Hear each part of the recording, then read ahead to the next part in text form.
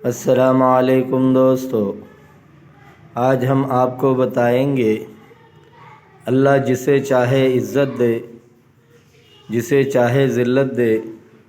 بشیر ابن حارث رضی اللہ تعالی عنہ سے مروی ہے، فرماتے ہیں کہ میں نے نبی کریم صلی اللہ علیہ وسلم کو خواب میں دیکھا۔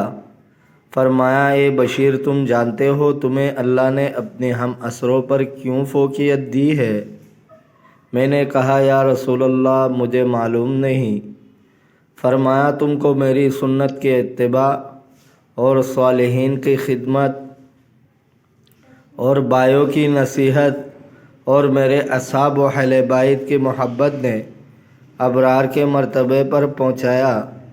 نقل ہے کہ بغداد میں ایک شخص ایک عورت سے لپٹ گیا اور اس سے تعرض کرنے لگا۔ اس نے اپنے نفس پر قادر کرنے سے انکار کیا۔ اس مرد کے پاس ایک چھری تھی۔ جب کوئی عورت کو چھڑانے کو آتا تو اس کو مارتا، اور بہت قوی آدمی تھا۔ اس حالت میں کہ لوگ اس کے چاروں طرف تھے اور عورت اس کے ہاتھ میں چیخ رہی تھی کہ اچانک بشیر ابن حارث پہنچے اور اس کے قریب جا کر اس کے بازو سے بازو مل دیا۔ فوراً ہی وہ شخص زمین پر گر پڑا اور عورت چھوٹ کر بھاگ گئی اور حضرت ابن بشیر چلے گئے۔ تماشائی لوگ اس کے پاس جمع ہو گئے تو وہ پسینہ پسینہ ہو رہا تھا۔ اس سے اس کی حالت دریافت کی۔ کہنے لگا، معلوم نہیں، صرف ایک شیخ نے میرے بازو سے بازو رگڑا اور کہا، اللہ تعالیٰ تجھے اور تیرے فعل کو دیکھتا ہے۔ اس قول کے سنتے ہی میں بے ہوش ہو کر زمین پر گر پڑا اور بڑی ہیبت ان کی مجھ پر طاری ہوئی۔ نامعلوم وہ شخص کون تھا؟ لوگوں نے کہا، وہ بشیر ابن حارث تھے۔ کہا، افسوس، آج کے بعد وہ مجھے کیوں کر دیکھیں گے؟ اسی دن اس شخص کو بخار آیا اور 7ویں روز مر گیا۔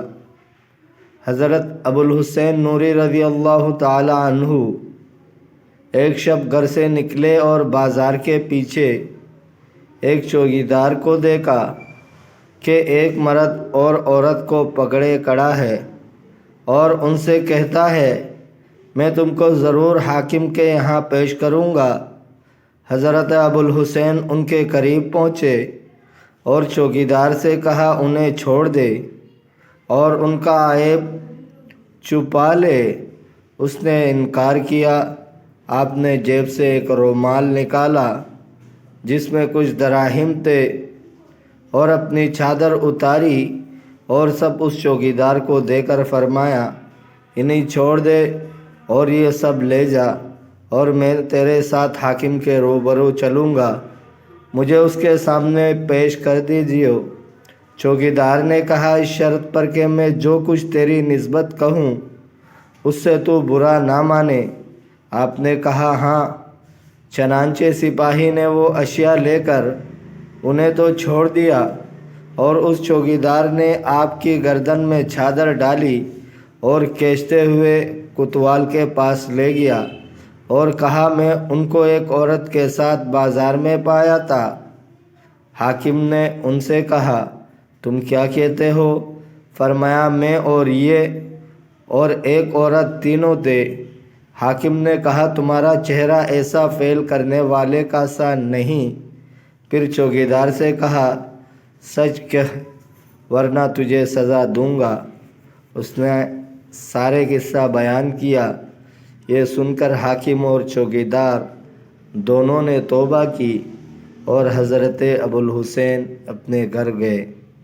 دوستو، اگر آپ کو ویڈیو اچھی لگی ہے تو لائک کرے، شیئر کرے، چینل کو سبسکرائب کرے۔ اپنے بہت سارے خیال رکھیے گا۔ ملتے ہیں اگلے ویڈیو میں۔ اللہ حافظ۔